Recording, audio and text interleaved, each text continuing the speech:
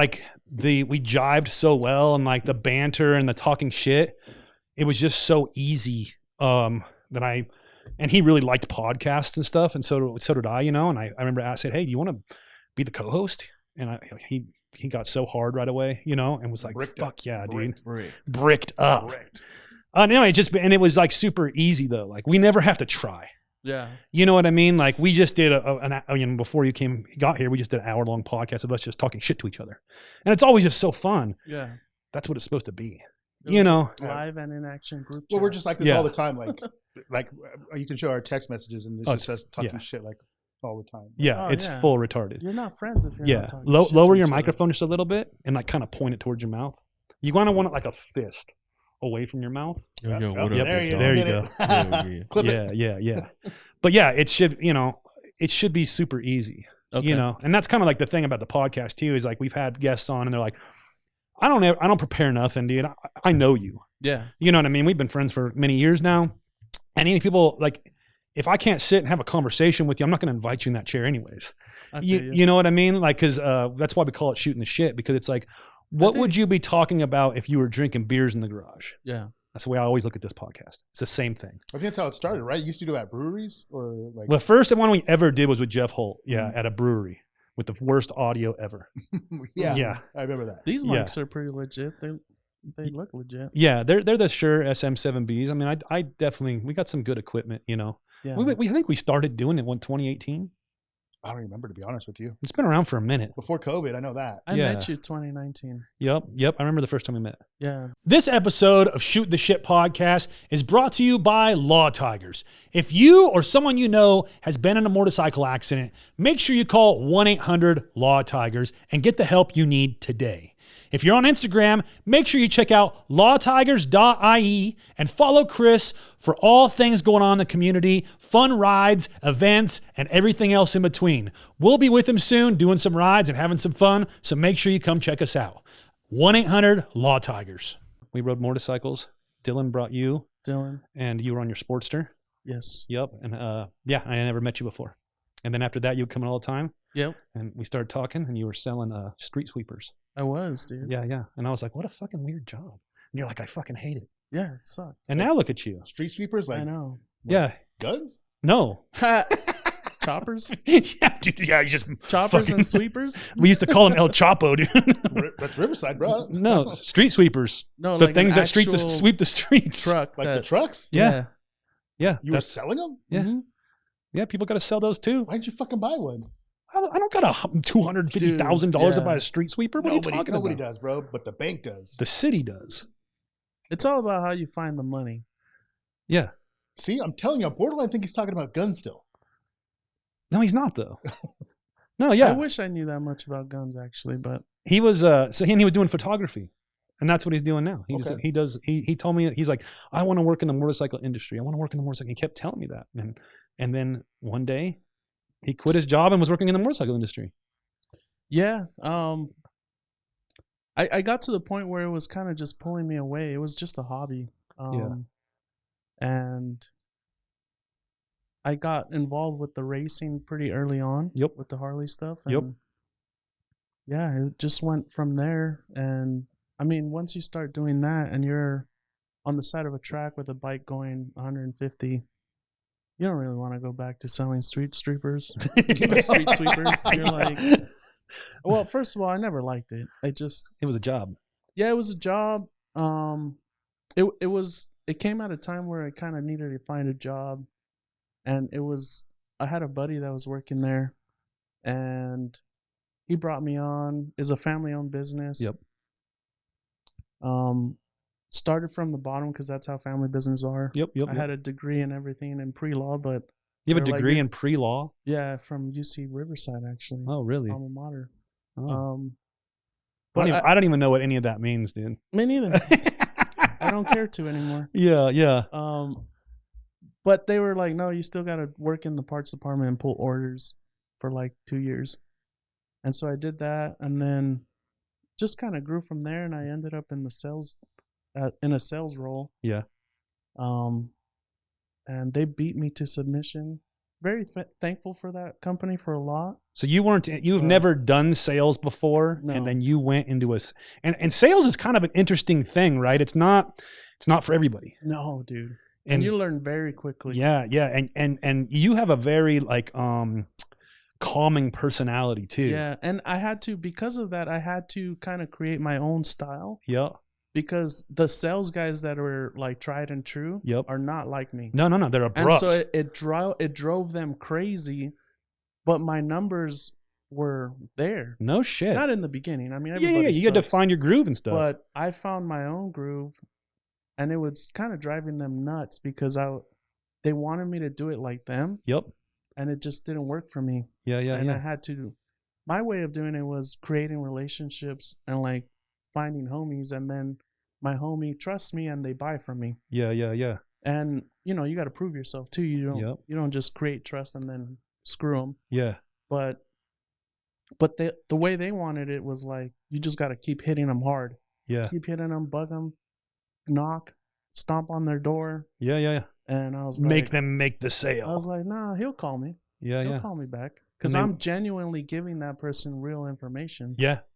And that's kind of how I've kind of done a little similar to what we've done with Speed Kings though. Yeah. Like I'll have people call me and want to buy things, and I have a lot of times I talk them out of buying stuff.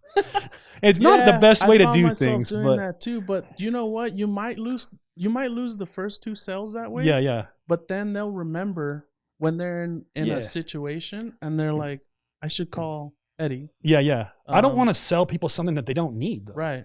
Because a lot of people they appreciate that. Yeah, they get information that's not necessarily correct because if people don't know already, the forum boards are fucked. Yeah. There's the information on the forum boards. It's like everybody's a mechanic. 5 or 10% of that information is actually good information. The rest is just fucked city. Or how many people think that they're like performance bagger geniuses? Yeah. And because they're on Facebook. Yeah, and then the other part I have too is a hard part with like the parts side of things, is that people who want to give other people information, but have only tried this one suspension, right? Or this, and then the term best. I fucking hate that word best. You know what I mean?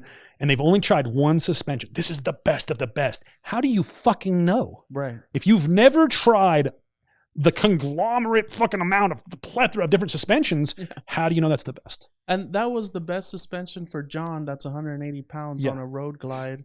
But is that the best suspension that goes in a straight line to work? For Zach, that's 220 pounds on a street glide. Exactly. To just go to work. Exactly. So being able to actually genuinely provide that information is what gets the calls. I think so. Eventually. I think so. Because I mean, we've all had to work hard to be in this industry. It's not easy. You know that. You know what I mean? And it's not like I was my job prior to this, I was a production manager at a sheet metal spot. You know what I mean? I've been in and out of the motorcycle industry since, I was younger, but it's all just in the background making stuff and machining and things like that. Right. So you kept that quiet for a while, but like the skills and the things that you've been able to do, it makes sense when you start telling people that. Yeah. It's like, oh yeah, no wonder. Yeah, I'm a jack of all trades, master of nothing, dude. You got hours on things that led up to Speed Kings. Yeah, and it's all just not having enough money to have somebody do it for you. Yeah, and that's like most of my life, right? Like that everything I know how to do is because I didn't have enough money to fucking hire somebody to do it. And I'm thankful for it, but again, it also has its drawbacks because when you can never dive fully 100% into one thing. You know what I mean, right? You're 50, 65% into something, and then you have to get pulled away because you got to go learn Photoshop, or like I want to learn Illustrator right now. I can do Photoshop enough to get myself in trouble. I don't have no idea how to work Illustrator, and it's like should be the same. Dude, I feel like I can't even copy and paste in there. There's separate languages. Yeah, it's crazy how different it is. I'm glad you brought that up because I did find myself like. When you don't have money and you're broke, you have to kind of figure it out or how to learn how to do it. But I found that I've been able to do the things like with my motorcycles or in this industry because it's kind of like a barter trade. Yep. So I'm friends with a lot of people and I gain relationships because I provide photos. Yeah. and it's been a door opener.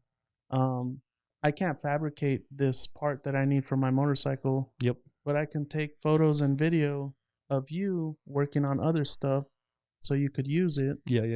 And in return, you don't have to pay me. I mean, I like getting paid too, but what you make friends where you could barter and like fab this up for me, and I'll give you this like all this content. Yeah. You know? I mean, and content is king right now. Dude, it's like everything. Yeah. And I thought 2 years ago it's gonna come and go, and it's like, no, dude, we haven't. And now with AI, it's like it's never ending now. How have you seen that AI trend now kind of mix into what you do? I think that AI, it's like a lot of things, right? It's gonna eliminate a lot of skills and jobs. Yep. But I think at the end of the day, this fucking guy. I know, Floyd. He's Pretty Boy Floyd. Oh yeah, he is. He's accurate. Yeah. I think it's gonna, eliminate a lot of jobs and stuff, but at the end of the day, at least for now, hopefully humans are kind of what drives certain things. Yeah. So yeah. Are you scary, using AI at all, like with your photo editing or anything like that? I mean, yeah. Oh yeah. I mean, if you're not at this point, you're gonna be left behind. Yeah. And there's degrees of AI, right? Because there's some AI that you don't even realize is AI.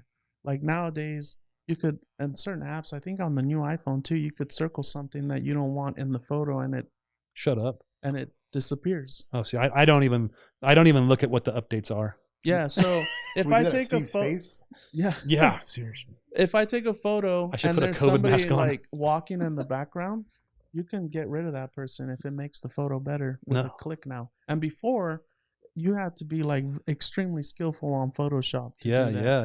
You had to be a Photoshop artist. Yeah, because there was Photoshop to just get the job done or to do a graphic or something. Yep. But then there's Photoshop that you can't tell.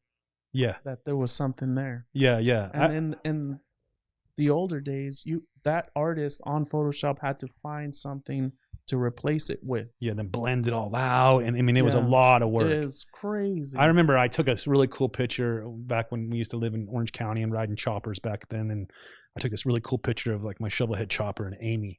And in the background though was like, it was like right by the beach sand, and it was like somebody bent over, like doing their blanket or something. You know what I mean? And I was like, fuck. And how much better would the photo have been, right? So, I sent it to my buddy too. I'm like, hey, and he was a Photoshop guy. I'm like, hey, can you get this out of here, And he's like, oh, because not knowing, it's like one of those things, like you don't really know. You just think it's like, done.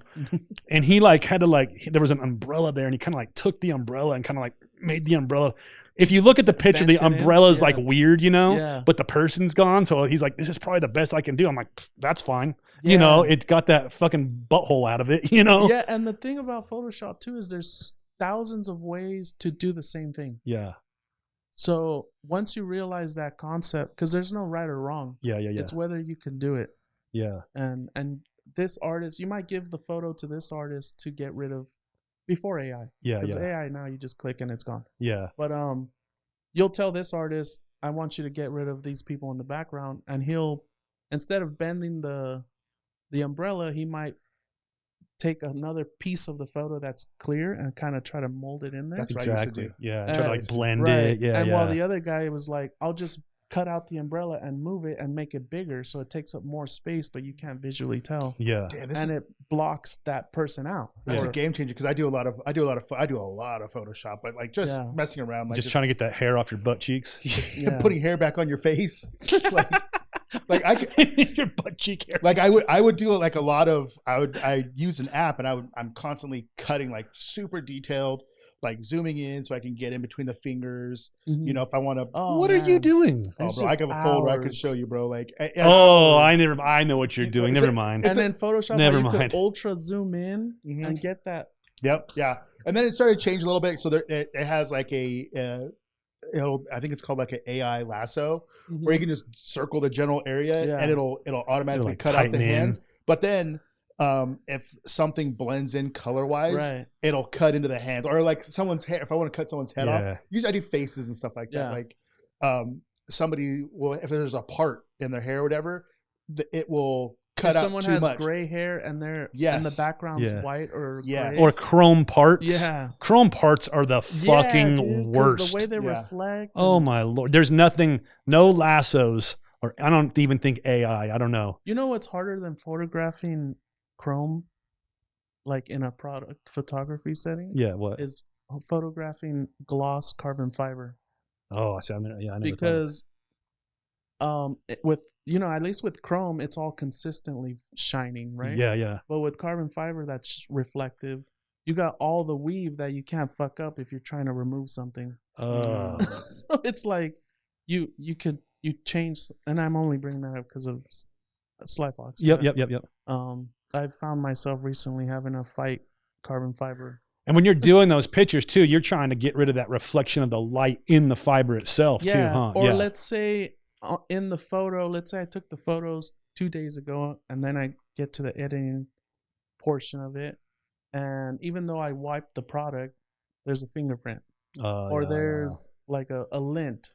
Yeah. Oh my God, it's so much easier now. Yeah. But man, credit to the OG Photoshop guys, because they had to like find another piece where the carbon fiber is exactly the same. Lines up.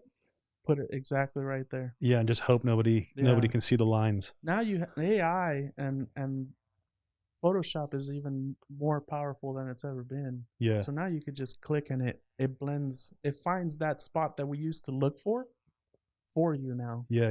And you can't tell, but back in the day it was a nightmare. How long have you been taking pictures for?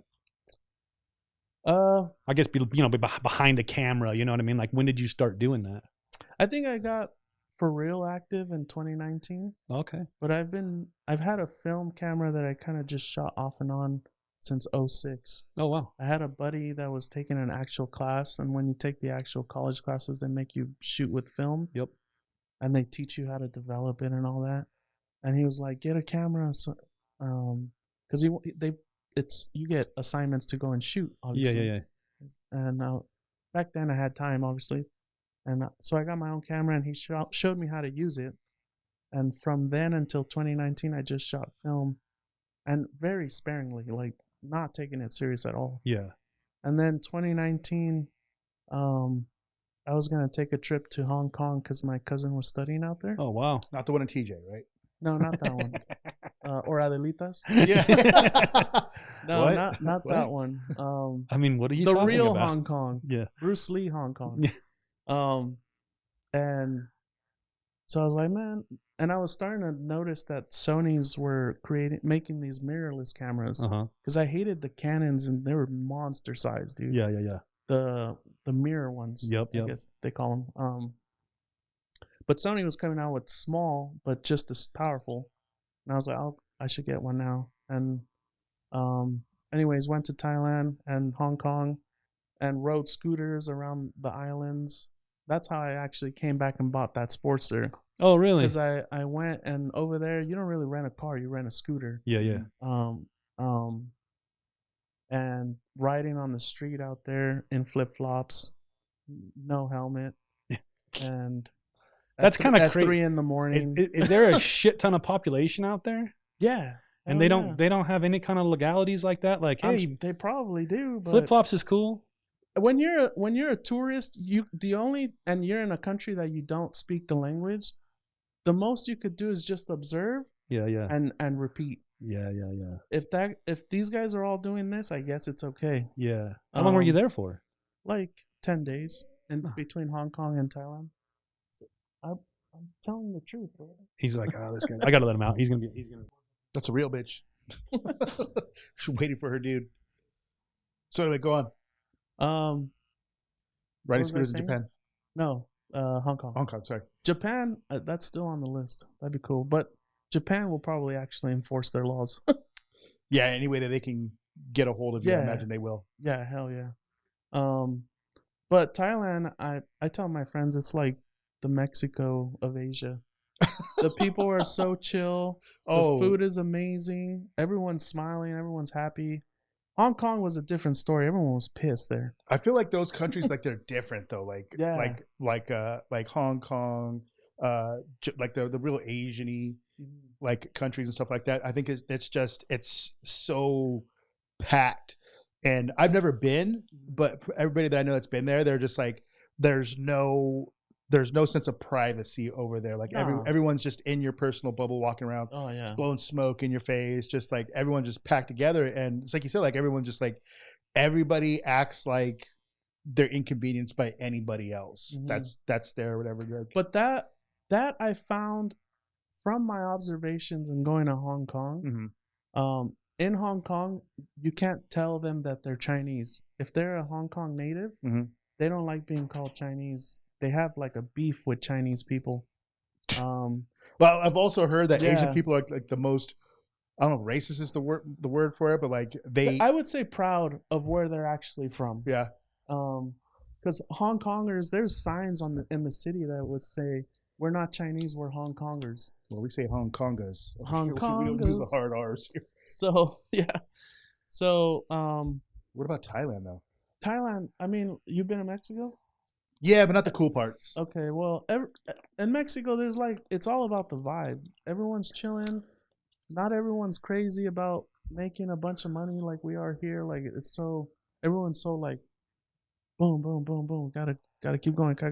But in these countries, it's like they're just chilling. That's just California shit, though. Yeah. Rat race. I've always wanted to race. I've always wanted to go to Thailand, but I'm just always worried because there's so many ladyboys. Like, they're everywhere, dude. The weird part is that you're married and you're worried about the ladyboys. I mean, before, like, but over Lacey, there, check your man. God damn it. Over there, the culture behind all that it's actually part of their society. So, but and over there's no. You've also been to Thailand? Like, yeah. Oh wow. In that same trip, they'll tell you like, if let's say a dude's wasted, right, and he's making a mistake, that person that is a whatever will say, you can say ladyboy. Yeah. That person will say, I'm not a girl. Like you realize there's that, right? like some etiquette to it. Yeah, there's etiquette. The culture's different there. Sex is not like voodoo like it is over here to a lot of people. Gotcha. Over there is like, I'm a guy. You know that, right? Okay, then we can proceed or whatever. Yeah. I would see videos of people walking down the street, and there'll just be like a tourist walking down there. He's like recording himself, and it's just a street of girls just standing outside of these hotels or whatever, and then he just walks up, and they're like, oh, what's up? And he goes, how long is it? And they're like, ugh, and they just walk away. Like, you just got to assume everyone's got a wiener out there. Yeah, you do for sure. Yeah. It's different. It's getting that way here, though. Maybe. I don't assume you have a wiener. Maybe on the top of your neck. Dick lips.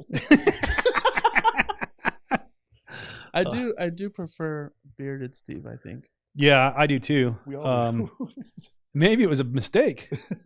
I did it like at 10 p.m. last night. This is just him telling you that you're way cuter with the beard.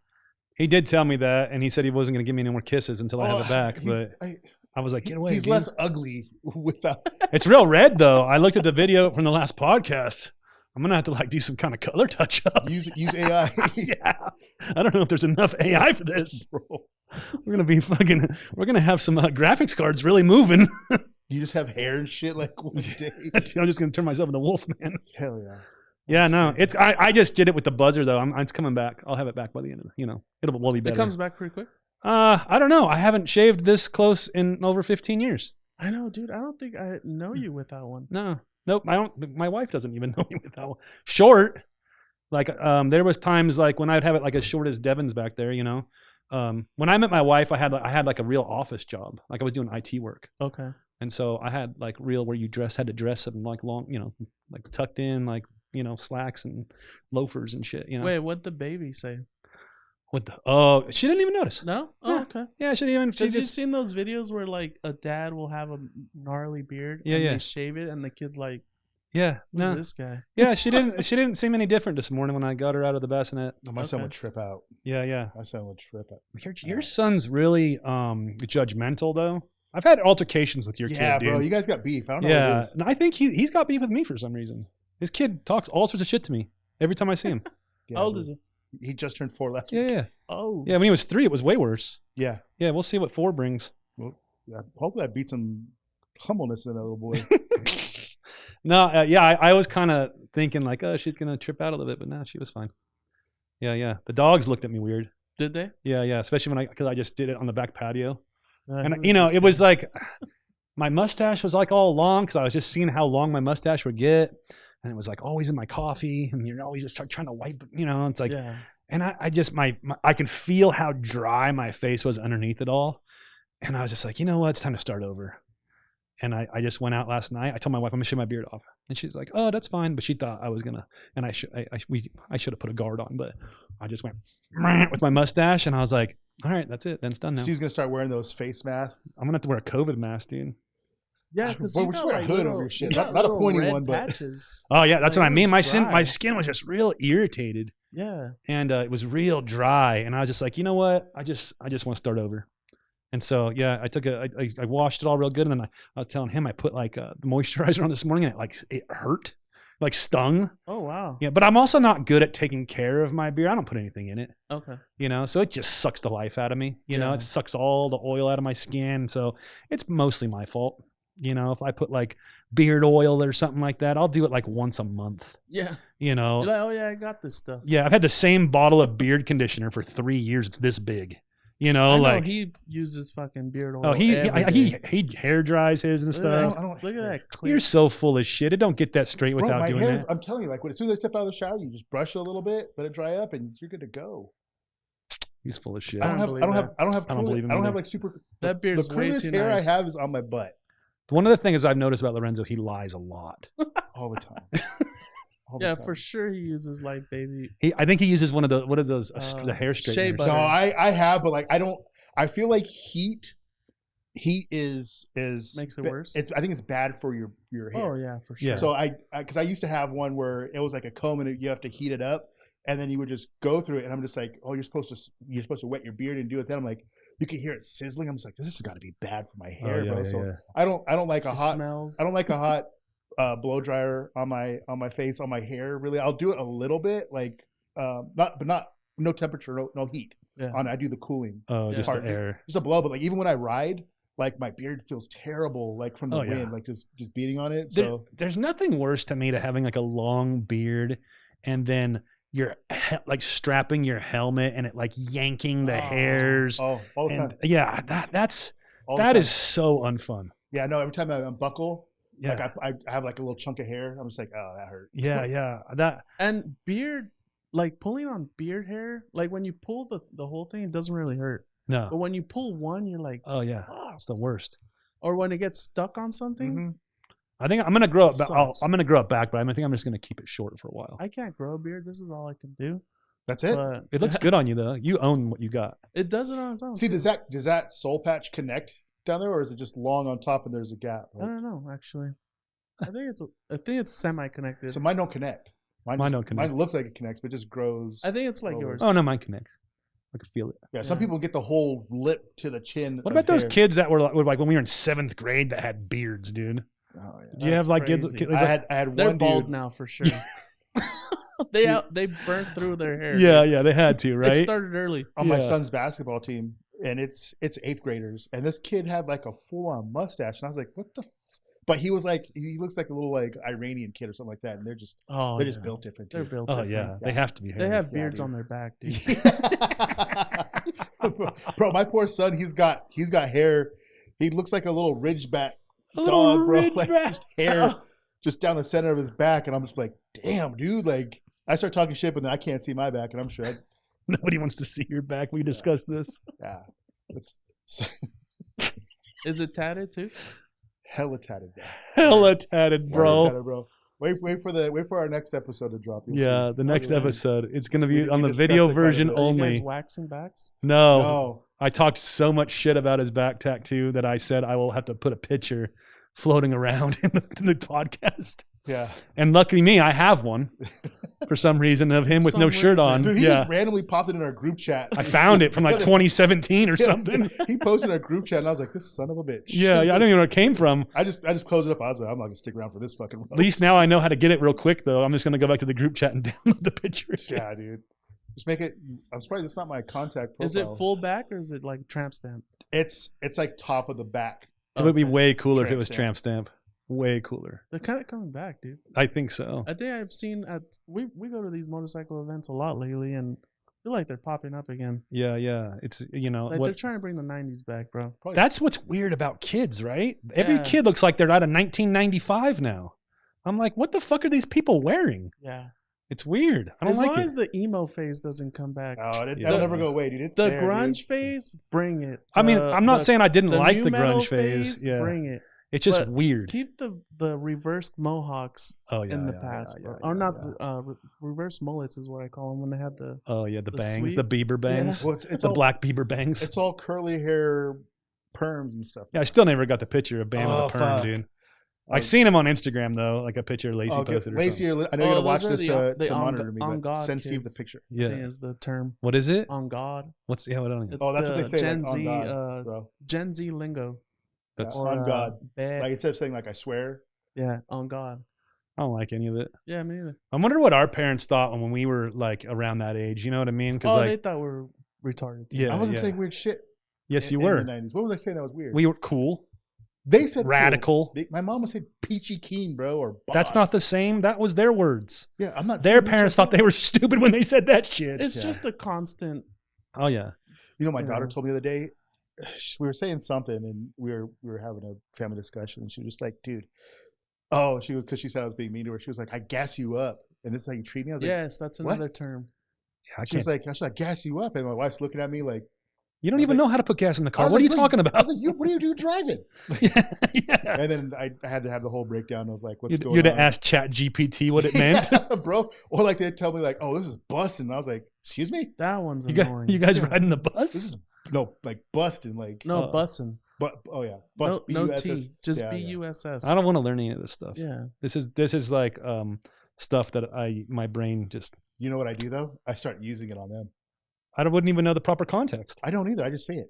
Yeah, but that's the best part about it. I say it, and just go. And then they get pissed. Yeah, my kids don't do this. I mean, my son definitely doesn't do it. Abraham doesn't do it, and my daughter does not do this. My daughter does do this. No, I've talked to her, and she doesn't. That means you're doing a good job.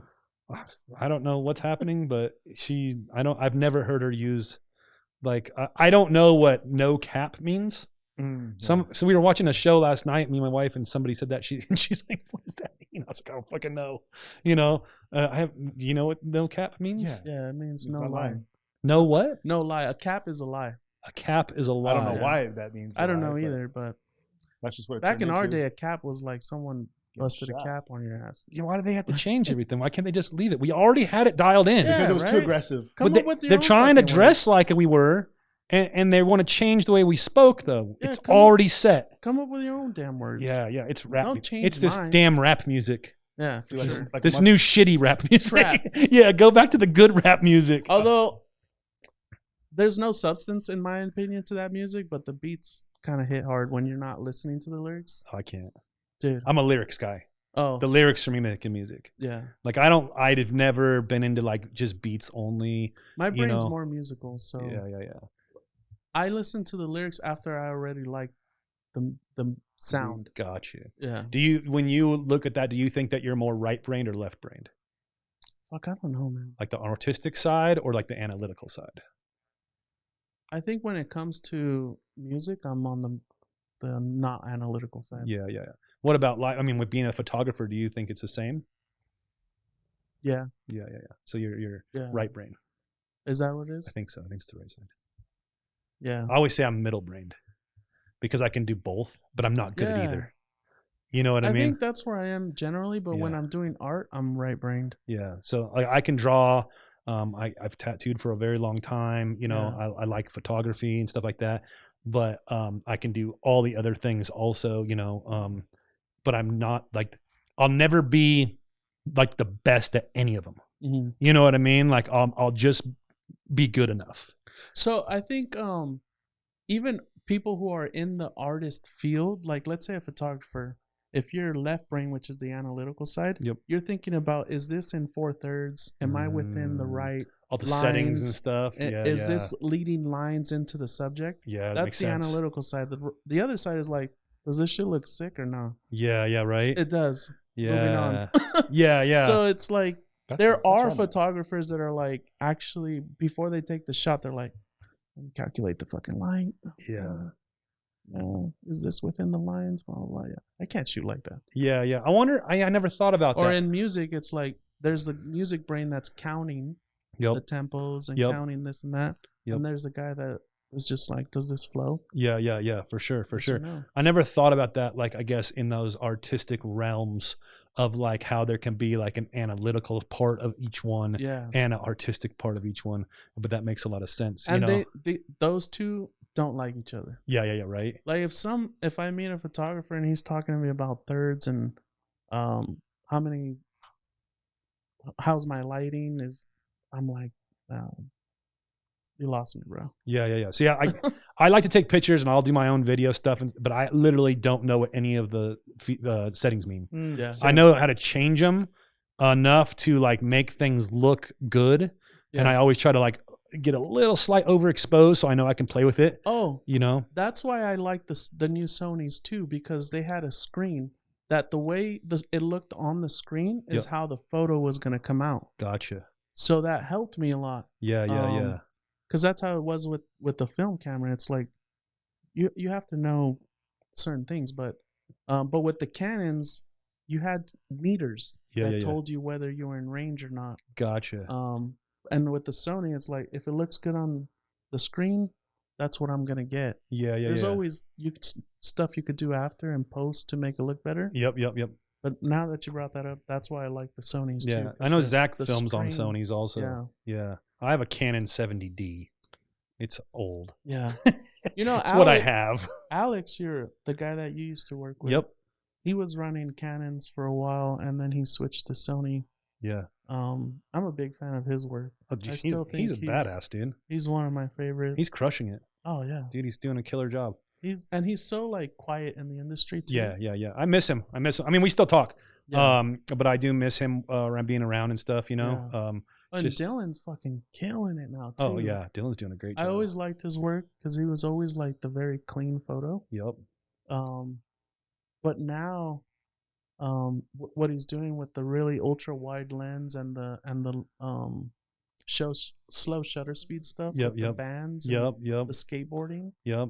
Dude, amazing. That guy's always been one of those guys that almost irritates you because he's so talented. What do you mean you're good at that? Yeah, and it's always these new things. I mean, he worked with me for 4 years or longer. You know what I mean? And he's working with me again now. And all the time I find out something new about him that he's fucking amazing at. Like all of a sudden out of nowhere, he'll just have these videos of him playing the fucking piano. That's how I find out he's good at shit. And then I'm like, posts it. Yeah, I'm like, wait, you play piano? He's like, well, yeah, I've been playing piano for fucking. He's like Steven Seagal. I've been playing piano for 45 years. Like shit like that. Or what? The way I found out that he was good at skateboarding one day randomly, I think he was still working for you. Yeah. He's like, oh, sometimes I go to the skate park, and he's like 5 feet off of a bowl. Yeah. Just with like a pro. Yeah. I'm like, what do you? I have an idea. And who made you that cool, dude? Maybe this would be something fun. Maybe me and you do this together. Probably. I have an idea, and it involves Dylan. Okay. Do you remember that old Social Distortion documentary called Another State of Mind? Mm-hmm. Okay, you have to look it up. You'll find it on YouTube or whatever. But it's basically like, I mean, Mike Ness was like 16 years old when they did this documentary. Wow. And it's just the way they filmed it. Obviously, it's a fucking 100 years ago, but it's like kind of just like him talking, and then they like break off and they're touring in this school bus across the country and just bullshit, playing shows and whatnot, talking about the songs and all this different shit. And it just came to me, this like idea that it'd be a fun like project to do, to like have Dylan sit down. I've already talked to Dylan. He's game on. Okay. And where we actually kind of interview Dylan and follow him around a little bit and like go to the punk rock shows with him. We're behind the scenes on a bike. Yeah. We have him working on bikes. We're at the punk rock show when he's doing photography. We're at the punk rock show when he's playing guitar. We're at the punk rock show when he's playing the drums. Yeah. And we're at the punk rock show when he's singing. Yep. We're at the skate park with him. You know what I mean? We're in his house while he's playing piano. Like all these different things of Dylan. Mm-hmm. We're at Simple Simon's with him. Yeah, dude. Like and just talking to him and interviewing him and having this, making this cool. And it's like I almost see it like in this like black and white, like sepia type, like, that'd be sick, and the whole thing. Yeah. And I told him my idea. He's like, oh, I'm down. Oh, I'm down. So this would be probably something me and you to work on together, down, like, cause, it just sounds like a fun project, and Dylan's such a fucking rad dude. You know what I mean? And he's just one of the nicest, like most, he doesn't want anything from nobody. He's not doing anything to like, where we live in like a weird fake world right now. Yeah. Like people do things to be something. We're like, you know what I mean? Yeah. Like they go after something to be known for something. He doesn't want to be known at all. Like, you know, he wants to be so far away from any of that stuff. And this is just who he is. Yeah. I just see it like as such a fun. No, he's the real deal. And he doesn't care for people to. Nope. He's like, this is just, just like playing the piano and being cool as fuck. Yeah. I don't care if you gave me a like. Yeah, exactly. Like he doesn't do anything for the gram. No. Doesn't do anything because he's like, oh, this will go viral. He just does. Dylan's a rad dude. I remember it's crazy because I had the same reactions when I had seen him like posting his pictures, hitting these pools and stuff like that. I'm just like, dude, because when you first meet him, like I'm like I said, I love Dylan. Super good dude. But like I'm just like, I feel like this dude eats crayons when no one's looking. Like, you know what I mean? But maybe that's his superpower, dude. that's where he's at. But like that's why I'm just like, you do this? He just looks like a young kid. Yeah. Crayon eater. It's been so much fun having him like back in the shop. Yeah. Because most of the day he comes in like 1-2 days a week. Yeah. And it's just otherwise it's just me here, Yeah. So it's like maybe I have the TV going, maybe I have music on, or maybe I'm talking to my dog, but you know what I mean? Like it's just me in the shop doing things. Right. And when he's here, it brings one that's like you get to conversate with somebody, and Dylan's such a positive dude. It brings a whole new like environment to the shop again, like, where I'm like, oh, I miss this. You know what I mean? And he's the type that wants to see your goal fulfilled. Yeah. Like I'll put it as simply as when I met him. At the time, I had a Sportster 48. Yep. And Memphis Shades didn't make a Sportster 48. What's the Road Warrior? Yep. And he's like, I think if you kind of tweak this one and this one, and put them together, it'll work, dude. And I was like, you think so? But he's the type that you don't come to Dylan and he's never gonna give you that's not my job. Yeah. Or that's not possible. He's gonna be like, if we do this, and this, it'll work. Yeah. It's funny that you say it like that too, because so when I called him back and I said, hey, I need some help with some certain things. Here's what you're going to be doing here. Here's what you're not going to be doing, right? Which is like answering phones, emails, and stuff like that. You're not here for that. Yeah. You're here for this specific stuff only. You know what I mean? And don't let me tell you otherwise. Right. Basically, right? You know what I mean? Because I'm an idiot. Sometimes I'll overstep my boundary that I even put in place myself, right? I reminded you to remind me. Exactly. And it was the funniest thing. I'm like, oh, I'm going to test this dude. So day one, he's back here, and I go, I hand him the phone. I say, hey, if this rings, I'm going to be up in the studio, and he just goes to grab it right away. And I go, fuck you, like, and I go, but this says who you are. Yeah. You know what I mean? That says something about who you are. Here's what I told you you're not doing, and here's what you honestly don't want to do. You don't want to answer the phone, and you are willing to take that phone from me just Day like one. that. Yeah. You know what I mean? And not, and maybe he would have told you later, like, remember, I wasn't supposed to. Yeah. But in that very moment, he's like, yeah, I got you, bro. Yep. And I just told him, I said, that's what. You're a fucking good person. Yeah. You know what I mean? Genuinely. Truly, you're just a genuinely good person, because if the roles would have been reversed, I would have said it right away. I ain't here for that. Right. You know what I mean? Because I don't want to do that, but he was down to just be like, yep, no problem. I got you. But, And I'm going to give him a shout because, what's his Instagram handle? It's Woe Photo, WOEFOTO. Oh, I was wondering if it was with an F or PH, but it's 90% positive it's an F. Yeah. So look him up. His photos are amazing. He's just, and a lot of the people probably listening remember him answering the phones and stuff. When he left, people were like, "Where's Dylan? Where's Dylan?" I think I got more phone calls for "Where's Dylan" than fucking like, "Hey, can you help me with something?" Yeah. Like Dylan's gone. They're like, "Well, fuck you," and hung up or something. Yeah. I mean, but probably a couple. Yeah. Because Dylan is it's so easy to like Dylan. Oh, dude. Well, if people want to come see him, he's working the Born Free booth again with me this year. Fuck yeah. Him and Will. The band's back. Yeah, the band's back together, man. Will? Yeah, Will's coming too. Yeah. Yeah, it's gonna be fun. Will did the last video switching on the last podcast too. Oh, sick. Yeah, last time he recorded. So he's been in and out too. That was the cool thing about them not working for me anymore, but we still maintained our relationship. Yeah. And I as a business owner / employer, I always did my best to make it feel like family. Yeah. If they needed help, I'm here to help. If, whatever that meant, you know what I mean? Like, if you need somebody to talk to, if you need physical help, like if you need me to help you move, like whatever it is, I'm here. I got you, because you guys need to have me too. Like, you know what I mean? It's a relationship, right. not it's a just two-way street. You work for me. Fuck you. This is the way it is. Like that shit's, I've been in too many jobs like that. Yeah. And so I always tried to have like a really good rapport. And when we argue. We're guys. I argue with fucking everybody. I'm a firm believer we're all barbarians. You know what I mean? Like, but I can argue with my most bestest friend ever. Fuck you, blah, blah, blah, yelling. And then like, where are we going to fucking lunch now? It's your fucking turn. Yeah, you're paying, like, and it's like, I always feel like that's the way it should be, because in all of our DNA, it all has lineage back to fucking being barbarians and cavemen. You know what I mean? That's just how we communicate. And I think men, that's how we kind of tell each other that you're a real homie. Yeah.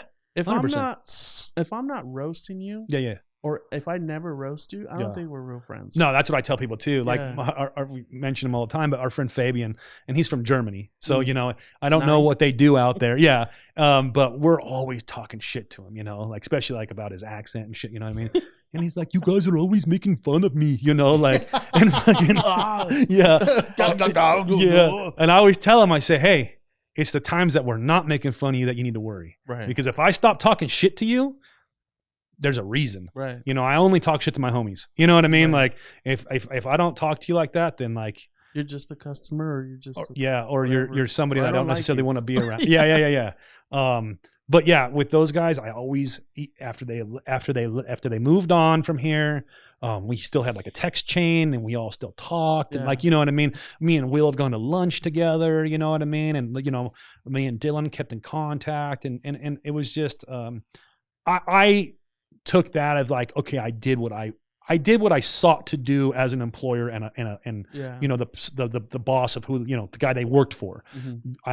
I maintained a good relationship with them. I would tell them when they're fucking up, but it's all good. Let's just fix it. You know what I mean? Yeah. We had a lot of adventures together. We had a lot of fucking fun, laughs, and all that stuff. And we're still friends now. They don't work here anymore. Yeah. Like, I'm not friends with anybody. Well, no, I'm sorry. I am friends with one place I worked for. Yeah. When I back from where I'm from, I still talk to those guys, and that's it. And it was that same type of relationship, though. You know what I mean? Like, screaming and yelling at each other, drinking beers by 3, Sometimes we actually like that more when even if you're the one getting yelled at, when you know that guy's yelling at you because he actually wants you to fix what you just fucked up for the better of you. Yep. Yeah. And you appreciate it. Yeah. And that's a lot of time what it is. I mean, we all slip up. Yeah. You know what I mean? Like, and as a business owner or like the person in charge, man, sometimes I'm looking like, fuck, who's in charge of me, dude? Like, somebody needs to have a fucking pep talk with me. Yeah. Like, it's a lot to take on sometimes, you know, and ain't nobody watching what you're doing. And sometimes I got to catch myself. And then that's sometimes a little harder, Right. But it's alls I ever wanted, and these guys always did such a phenomenal job. It was very few and far between where I'm like, what the fuck? You know what I mean? They were so. Poor Will, he tells me to this day, he's like, you fucking ruined me. I will never find a place to work like that. Yeah. He's like, and I'm like, oh man, I'm sorry, that sucks. You know, because you can't. It's hard to go back to a regular job after a job like this. Yeah. I don't know if I ever could. I mean, I think you're better off like going to work for yourself after a job like this. Yeah, I think so. Because trying to go back to like that kind of structure, you're like, fuck you, dude. Yeah. I mean, you work more when you work for yourself. Yeah. People think, and like, trust me, I thought the same thing. It's gonna be great, I'm gonna fuck off all the time and dirt. And maybe the first month or two, you know what I mean? And it's like, and it's like honeymoon phase or something, and then as things start moving, you start trying to build. you got to work fucking way more. You know what I mean? And now when it's just me trying to build again after the bullshit, you know what I mean? It's like that again. Cause I mean, I'm doing everything. You know, I answer the phones, the emails, the chat, I'm running the CNC machine. I'm doing the design work. I'm fucking shipping the packages. You know what I mean? I do it all. You know what I mean? So my wife helps as best she can, but I do fucking 100% of everything basically, or 98%, we'll say, you know, getting to the point where we can bring in employees again, you know, we'll get there, you know, I'm pretty confident that we will, you know, I think we will. It's just as you know, I mean, it's a weird time right now financially for everybody. Yeah. You know, I mean, what we're seeing is, fortunately, motorcycles are therapy, so people still waste some money. They are, but they're also commodities and not necessities. It's like weird. Yeah. They're in a weird place. Yeah, because like Call of Duty's also therapy, and it's way cheaper. And you get to yell yell at somebody, dude. And I think more people have Call of Duty than motorcycles. Oh yeah, you know, it's probably safer. Yeah, I mean, this guy plays. I play. I have both. What do you want to shout out your gaming handle? Gaming. Find me. I punched 3 babies. For real? Yeah. I love that. Yeah. That's the definition. That's not what I expected. Online gaming, though. It's like the reason why it's 3 babies is because my name keeps on getting banned. So every time it gets banned, I just add a baby. So I started off as I punch babies. I punched 3 babies. I punched 3 babies. It's been holding tight. I can't wait till you punch 4. Yeah. What do you get banned for? Having an aggressive name. Sometimes somebody complains about it. That's the thing about it. Like, wow, it's really weird. Like, so they have in the game, they have they have packages in the game where you can buy like a character and stuff. We call them skins, and like they'll cuss. Like they have a Terminator skin, and after you kill somebody, he'll be like, "Fuck you, asshole." But then if I have a name like I punched 3 babies, like, oh, that's too aggressive, dude. Shut like, the fuck up. Yeah, they have AI watch game chat. So if you're saying weird shit, you'll get a ban. Oh god, dude. So yeah, so it's not what it used to be. Taking the fun out of everything. Yeah. I haven't played video games in well over a decade. Yeah. So, but it's something that I do at night just for fun. Yeah. You know. Are you on the computer? Yeah. I'm doing. And then that's Call of Duty, or you play something else? It's Warzone, Call of Duty. Same thing. Yeah. Oh, it's the new one, right? Yeah. I try to keep up on the new ones, but I never play them. What do you play, like on PS? On a I play console? nothing. Or? I don't. I have a Nintendo 64. Okay. And an Atari. And yeah, neither of them I hooked don't up. play games either, but I know what you're talking about. Yeah. I used to play video games. That's why I don't. Because I get crazy addicted. Yeah. I used to play World of Warcraft, dude, and I was in that shit. I'll bring over this thing that I got. Oh, I saw you got that thing. The Nintendo? Yeah, I want that. Dude, it's put it in here. Yes, dude. While podcasting. It's a Nintendo. It's a knockoff. I think Nintendo actually has one, but I have like a knockoff. So it's Nintendo straight from box, Temu. but it paid the doesn't tariffs. It doesn't say like 1,000 games in it. Yeah, it's got 300 something games, but it's got like Double Dragon, Mario Brothers 1, 2, 3. All the games that you could never figure out how to beat. Yeah, dude. Like you get 3 levels in, you're like, I can't get any further. Yeah. Turn this fucking shit off. But then right away, like on Mario Brothers, I went right to the warps. I was just like, I'm this dude, bro. I've never played Mario Brothers all the way through. I don't even know about the warps, I don't think. Oh, because you suck. Maybe. But do you find yourself, when you have something like that, do you find yourself with like the Netflix thing where there's too many options and you end up like not? So like, it's, I don't know what to fucking pick. It's weird. So I'm a creature of habit. Yeah. So like my wife trips out because she's like, I watch the same movie over and over again. Like I'll watch like Avenger movies like a couple times a week. Endgame is my go-to. Yeah, but like if that's on, if I see it on is TV, that Thanos? Yeah. That's the last one. I'll watch it every time. You know what that movie I go to is Free Guy. Dude, I've watched it a bunch of times. It's like oddly funny, dude. Like, yeah, I like that movie a lot. It's funny. Deadpool. Free Guy? Yeah, Free Guy. It's on the Disney Channel. What's that guy's name? Is that Ryan Reynolds? Yes. Yeah. I think I saw where it's an actual video game. For it. Yeah. It's like the Sims game or whatever. It's pretty funny. Like it's weird, but it's funny. Yeah. I watch stuff like that. So like when I go to Netflix, like I'm like, let me look for something new, and I look through everything, and I'm just like, well, I'm gonna go back and watch this movie that I've already watched. Yeah. I know this one's good. Yeah. And I'm not like shoot. I'm trying to think of what I watched on there recently. I started Love on the Spectrum. No, I loved that show. Like, I know you do. That's why I said that was a good series. I never watched it. It was. I'm telling you, you gotta watch it, dude. I saw one episode and I saw one of the guys like get that gets really close to you, and I was like, I can't. Yeah, that's too much. It's my personal space. Yeah, man. There's one dude on there who draws. He draws like draws like anime. I thought you were gonna say veiny dicks. No. Yeah, like super bad. I was like, of course. He draws like big titty anime girls or whatever, and like I think it was he just went on a date and like or they just broke up or whatever, and he was like, I'm gonna go in my room and draw, and like the camera crew was following him. There's like, you guys can't come in, and he shuts the door. Vacuum turns on. Yeah. Dude. He's basically drawing pornos. I was like, where was this guy when I was a kid, bro? I would have paid for these pictures. Like, is he really good too? Yes, dude. Oh yeah. shit! Wow. Yeah, He dude. gets down. But I've only watched the one season. What is that, like hentai, right? I think the actual like the pornographic stuff. I don't know. Devin knows though because he just looked over. He just looked over like he's like, oh, I got that on my phone. He's like, that's exactly what it's called. Yeah. I'm staying away from your search history, bro. Yeah. Because you scrub it. Yeah, I think that is what it's called though. Like all the tied up octopus with tentacles and shit like that. Yeah, weird shit. No, That's another thing I couldn't get into is like anime. Man, I don't know. I don't like anime. A person that has to be tinkering with or doing something. Yeah. I did like that One Piece show when they did it as a show. What? The anime show? I think the only anime I ever saw was Dragon Ball Z. And people don't even like to call it anime. I've never watched that. Yeah, I couldn't get past all the big eyes.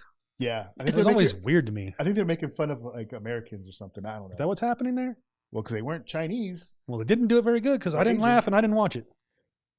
Yeah, but like we know when they make fun of people, they go like, or white people, they're like, "Oh, I charge you to my credit card."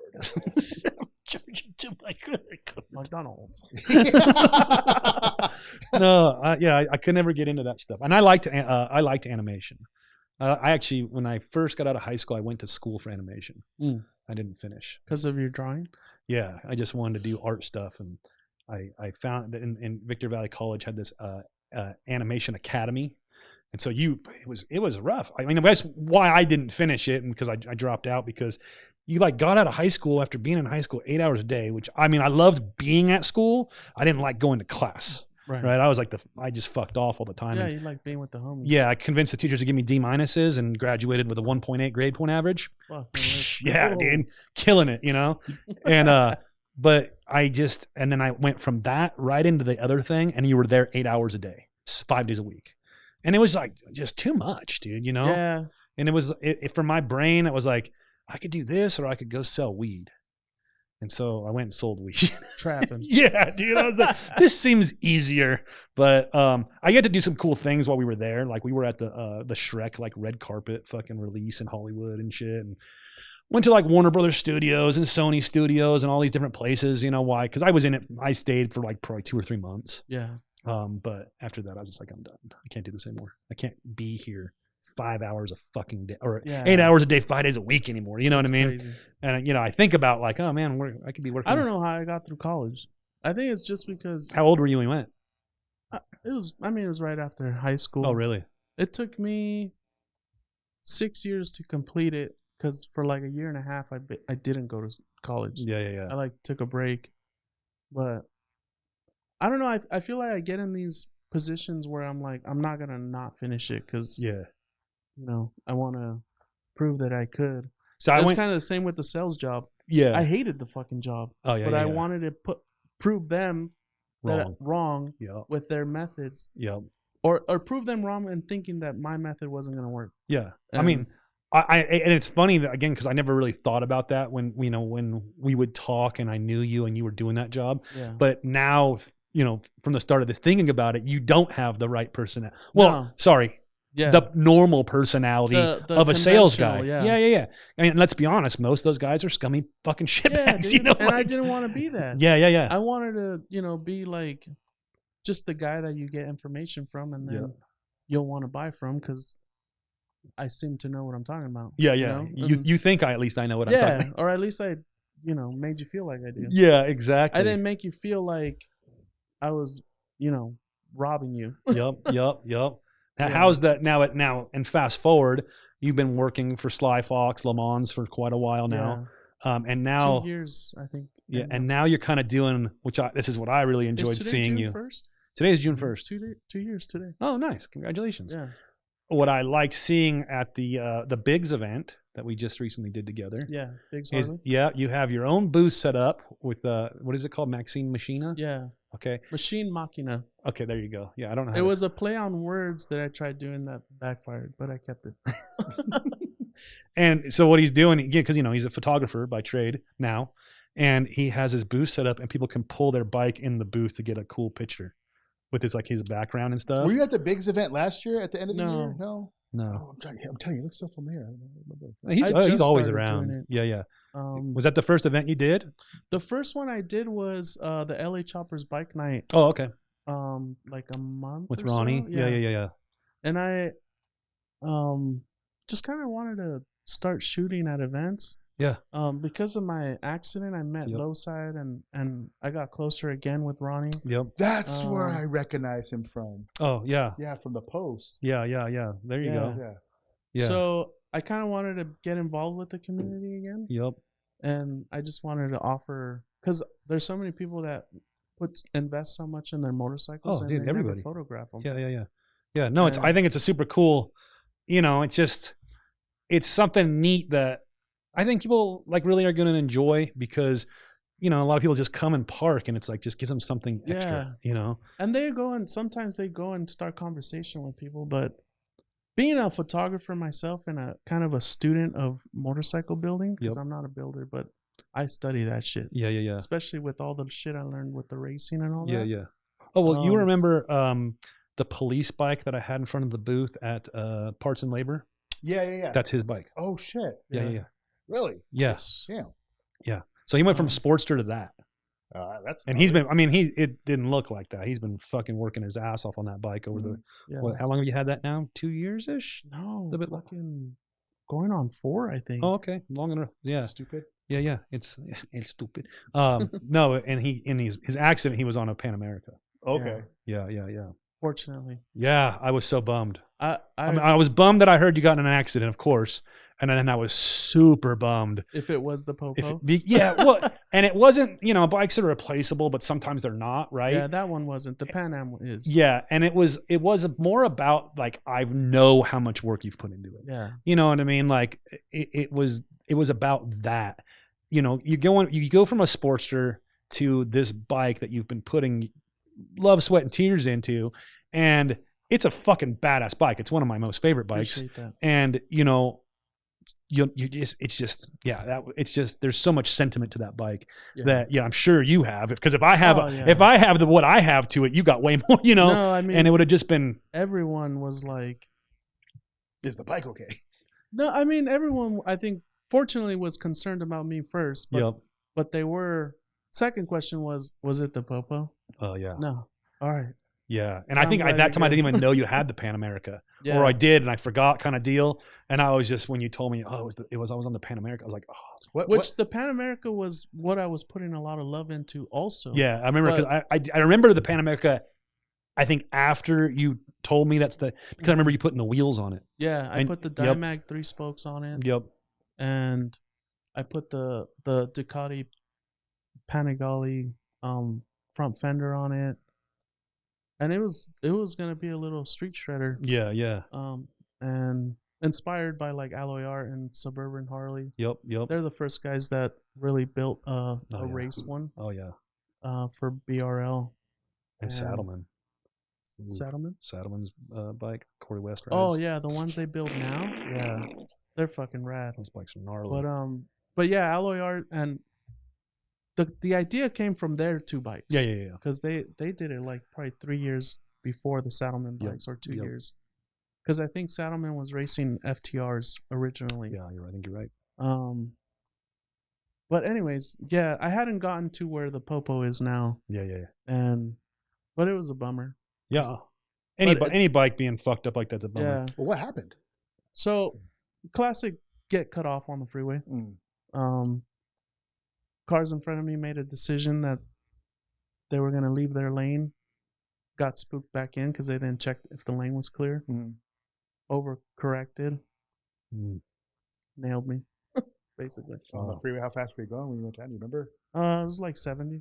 That's still, yeah. Yeah, you. I mean, you weren't. I mean, you're fine obviously now, or fine-ish. I mean, you're still healing. But the impact with the car wasn't what did it. It was when I hit the ground. Yeah, that's what broke the bones. Yeah. What ended up? What'd you end up breaking? It's like 13 bones. Yeah, he was in pretty bad shape. Yeah, I remember I shared the post, and I think he DM'd me saying thanks for sharing. That was her. Oh, that was the wife. Yeah, she was handling it. He couldn't even. I didn't have hands. Oh yeah. Yeah. We went and visited him at the hospital. It was good to know that he was going to be okay, but it was rough. Yeah. You know. Thank you for coming. Oh, of course. I texted Dylan and Will right away too, let them know. You know. Yeah, I remember this conversation. I remember he was telling me about when you went. I just didn't know you. But I think he was under the impression that I was trying to get him to come too, and he's like, I don't know that guy. Yeah, no. I'm just kidding. No, it's nice. I mean, I've never been in a hospital situation, but I'm sure it's nice to have people kind of come and see you. Yeah. Are you getting taken care of? Like, because we know somebody. Oh yeah, we know somebody. I know my people too. Yeah, unfortunately, I didn't know Law Tigers. I knew that they were there, but I just didn't know them yet. So I had already somebody working on it, but. I love the Law Tiger people too. Yeah. Cool. They're gonna take care of you. They're gonna get everything. I think so. Away. Yeah. I don't want to talk about it too much. Yeah, no. Yeah. It's funny because I sent Steve my accident. I was in like 12, 13 years ago. Yeah, it was, and it was before like I knew. Same. I didn't know about Law. I don't know how long Law Tigers or Russ, whatever it is. I think the whole social media aspect of riding and stuff was still so fresh. No, it really was. Yeah, like we're all running around with 300 followers and shit, thinking we're fucking cool as shit, posting gangster shit. Yeah. So I got wiped out pretty bad. There was a truck pulling a trailer, like a big flatbed trailer, and then he was in front of me and he changed lanes. I'm sorry, he wasn't in front of me. He changed lanes in front of me, and then so I went to the left of him in the left lane, and I started going. I'm on a street. I'm just like on a straight street. Yeah, straight street. And so it's 2 lanes, and then a third lane opens up to turn off into a side street. So there's a designated turn lane for it. Mm-hmm. And so he pulled in the right lane, so I start to go. Which is the turn lane? No, so he's no. Because you said to the right. There's 2 lanes to go straight. Okay. And then there's a third one that opens up. To the right. Yeah. To the left. Okay. And so he's in the right lane, so I start to go, but then he changed into the right lane to make, for some reason, I guess, just to make a big old left turn with his trailer. Oh. So he did a left turn in front of me, and then there's no options on that one. No, I mean, I probably could have. Like I said, it was like when I was still new at riding, so I just locked the brakes up. So in the video, you can just see just a smoke bomb just go off. Like Ninja Vanish, and then I just come sliding right in. Ninja Vanish. That was a gaming term. And I veered a little bit, and I missed like the side of the trailer, but my bike snagged. Like there's like a piece of angle iron that hangs off the back where the turn signals and license plate are hanging off of it. Yeah. Stuck the side of the tank. That's how you know it hit weird. It stuck the side of my tank right above my right knee. And then I just flew over. At least it didn't hit your knee. And dude, it was right there. Like when I was sitting on the bike, it was right. I would have taken your fucking leg off. And you've been done. Yeah, you've been calling me Peggy. Oh yeah, I'll call you that anyways. So I flipped over. I flipped over, and then I didn't think I was fucked up but then after realizing like I got knocked out, but I popped back up like really quickly. And then I was just like, dude, the guy didn't even stop. He just kept going. My bike stuck to the side of his trailer. Did he not notice? No, he didn't know. And he just made the turn. So then I just got up and I was like, oh, I'm alive. My back's not broken. And I went to go chase him. And I took one step and I was like, oh, fuck, my foot's broken again. So I waved him down. He stopped. And then, a bunch of stuff ensued after that. And then I went home and I ended up going to the hospital because my back, something was sticking out of my back and they thought it was my hip. Was broken or whatever. So what was it? Butt plug. That's what it was. I forgot what it was called, but like they called it. So and it literally it didn't go away all the way. So like sometimes like I get like a weird like it looks like a weird giant growth, like a looks like Steve's head growing out of my back sometimes. It's just weird when it flares up. Yes. So shouldn't have shaved. Dude. Just some fucking white guy growing out of your back. Remember the baby on the chest from Total Recall? Yeah, That's what it looked like on my back. It was just. Have you watched that Tom Segura Bad Thoughts yet? I started watching it. Dude. I couldn't. Wait, now that you've said what you said, just wait as you keep going. I'll watch it. It gets worse. Dude, it gets way worse. The opening scenes are. Yeah. I've watched it twice already. Yeah. Can we ruin at least like the first 2 minutes of it? I don't ruin all you want. Oh, I won't. But it's gnarly. It is gnarly. The last one's ridiculous. The last episode? Because it's like these, just these short little 10-minute like snappers, you know? The last one's fucking ridiculous. But there's one in there when you've said what you've said, you're going to see it. I'll go back and look, but I kind of want to go back, but I stopped. I couldn't. I was like, damn, it's too much. Yeah. For sure. It's a lot to handle, but I've watched it twice. Yeah, but I like it. Anyways, yeah, I went to a lawyer. I went on Facebook and I just Googled accident lawyers, and I got this dude, and like typical lawyer. And I was just like, oh, this guy's not like a lawyer at all. He's like really cool, and this and that. And he was telling me like salesman. That's what he did basically. Yep. And not to say that he wasn't good. This just might not have been his forte, and he thought because I had a broken foot and stuff like that. The way that he explained it, he was just like. He told me you're going to be a millionaire. Yeah, well, he was just like, dude, I got somebody 6 figures because they broke a finger in a car accident as a passenger. What? Yeah, I got him 6 figures. He was like, I hate to say it, but like the more hurt you are, the more you'll get paid out and stuff like that. So then he drugged this thing out for a year. Oh, this was a Saul. Dude, yeah. He drugged this thing out for a year, had me going to doctor's appointments, and then I was missing time for work, and he was like, yeah, bro. He was like, we're going to just keep track of the hours that you're missing work, and we'll get all in the end. And then finally, I was just like, hey, dude, it's been a year. I was like, and we got to do something, man. I was like, because I was still, I put the bike back. I bought the bike back because they totaled it because of the frame was straight, but all the stuff around it was they typically total bikes for like a smash tank is usually you drop in there like total. A smash tank is a big indicator of a total bike. Yeah, so he totaled out. So I pieced it all back together, built the bike again, and then I was just like, dude, I was like, I'm getting tired of this, and he was just like, well. He was like, we're trying to settle, this and that. And then once, like he was on board with everything. But then when I had, when they went over the x-rays on my foot, I remember when I broke after the accident, when I stood up and I was like, oh, my foot's broken again. Cause I just broken my foot like 3-4 months before that. Doing what? It's karate kicks. I wish it was something that fucking cool. Slipped in the gay bar? No, dude, I was trying to ninja vanish out of the gay bar. I was driving into my driveway and I thought I would fit between the cars because I left between the cars that were parked in the driveway.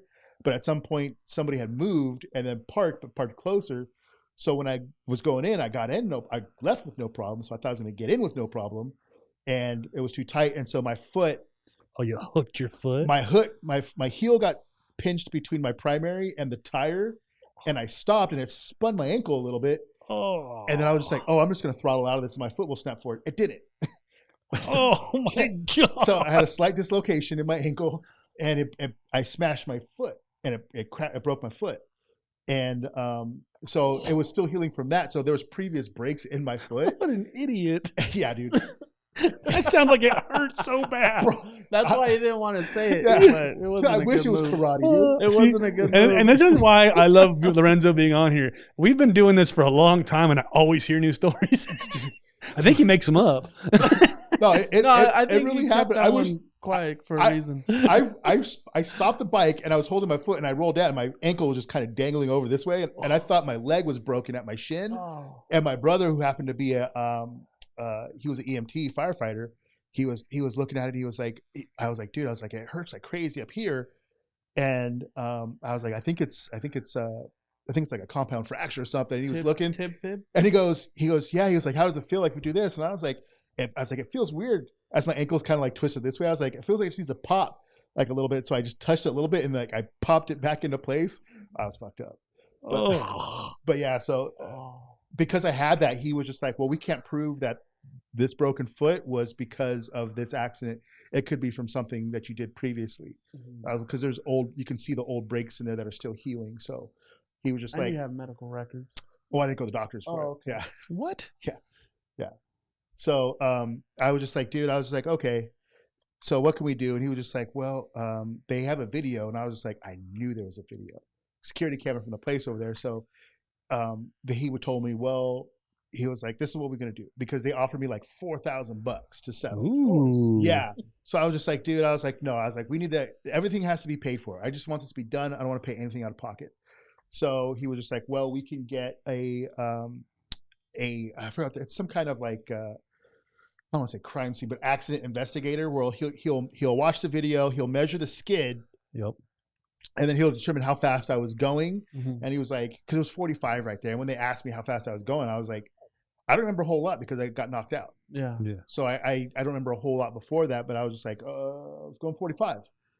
You know? And so he was just like, yeah, it's like if they determine you're going over 45, because the whole thing why they offered me such a low payout was because they were saying it's my fault. Yeah, yeah. Oh yeah, of course. So he was just like, if we get this and we do this, we have to pay for that investigator. And then if they finds out that you're going faster, he's like, we're SOL, and you're gonna have to pay for the lawyer fees, the investigator, all your medical bills, stuff like that. And I was just like, see what you can do. Let's just avoid that. And he was just like, all right. So he settled. So I got like a little bit of money in my pocket, but then I had to go to all, because he was like, go to this doctor right here. I work with this doctor. He'll hook us up, whatever. I had to call him to get him to lower the bill. I had to do all the calls to get him to lower all my bills and stuff like that. That's the only way I ended up with any money in my pocket. Yeah. Was because I had to call all these places. So it just wasn't worth it. Yeah. And I was just like, dude did nothing to help me But that's out. because you went with that guy who Yeah. doesn't have experience. 100%. Had you gone with them or Yeah, I probably would have paid out. Like when I tell these guys, like when we did that podcast with Ramen, Yep. he was just like, we could have got you so fucking paid out on that. Yeah, yeah, yeah. I ended up having to sign a form saying I could never come back to at that crane company, because it was a crane company. Yeah, yeah. I could never go back at them if I have like lingering injuries and stuff like that. Like, no, they got you. Yeah, yeah. Well, I got in an accident a long time ago when I was living in Costa Mesa. And it was just a lady pulled out in front of me, and I was like, oh, I'm either getting a T-boner or I'm going to put the bike down. And so I chose to put the bike down, and I, slid or whatever. And then she tried to leave, and I said, no, this is your fault. You're staying. Yeah. Right? And so get all our information, we swap informations or whatever. And I took for some reason, I took a bunch of pictures. I took a picture of the skid mark. I took a picture of my bike down, like all the stuff. Yeah. And I don't even know why I did it. Like just luck of the draw. Yeah. Yeah. And so when we kind of do the report, I start talking to her insurance company. They're like, yeah, she said you were speeding and it's your fault. And I said, what the fuck? Of course they. Yeah. They always say that. And I said, bullshit. I just pulled out of my apartment complex, and it was just like this, it was right there. I mean, I pushed my bike back to my apartment complex. You know what I mean? And I sent them all the pictures, and her insurance company was like, we can tell from the skid mark that it's her fault. Yeah. And they, I got a scrape on my arm or something. So there was and it was shitty because, your first instinct is to call the police, right? You need a police report. I could literally, in Costa Mesa where I lived, I could see the police department from where I was crashed. Okay. And I call them, they're like, anybody injured? I'm all, no. And they're like, we're not coming out then. Yeah, they do that. Yeah. Which I didn't know, but it was just like, I can see you guys. Just come outside. Yeah. You know what I mean? Walk down the street fucking 200 feet. Placentia? No, it was right there by the fairgrounds. Oh, okay. Yeah. North side. Yep. And so, again, pushed the bike back. I bent shit back, and I went riding still that same day. But they because I had those pictures, they ended up giving me like $5,500. Yeah. And I had no injuries or anything. I probably could have got more money going with somebody also, but I just had a scrape on my arm. You know what I mean? Yeah, it wasn't. There's ways to do it. Sound cliche, but like when I'm out riding, like I always know, like in the back of my head, if anything was to ever happen, before I call for help, I'm calling 1-800 no cuffs, and then I'm gonna call. Yeah, I'm calling Law Tigers just so I can make sure I get everything that I need. Because in my last accident, the lawyer kept asking, like, well, did you do this? How come you do that? How come you do this? And I was like, bitch, I don't know. Like, yeah. It's not like I planned on that. Yeah. This happening or whatever. Not used to this. No, first time here. It's important to go with people that know motorcycle. Yeah, for sure. I went with Black Widow, and I feel comfortable, and like you brought up, they know all the steps for everything. Yep. And that how you had to call and basically negotiate pricing. Like Law Tigers would have known already to do that for you. Yep. And the more money they save, the more money they're gonna get, the more money you're gonna get. Yep. And unfortunately, the more likely you'll be without a bill at the end of it. Yeah. Yeah, and I'm not saying, go wreck your bike just so you can get paid out or whatever. But I mean, if it happens, like because I know you're. How long were you down for? You're down for a little bit, right? Yeah. I mean, if you got no hands, you can't work. Yeah. I mean, fortunately, my job is a lot of phone call and email, but yeah, it was a little bit. You were in the hospital for what? 2 weeks. 2 weeks. Yeah, bro. That's a bill, bro. Yeah.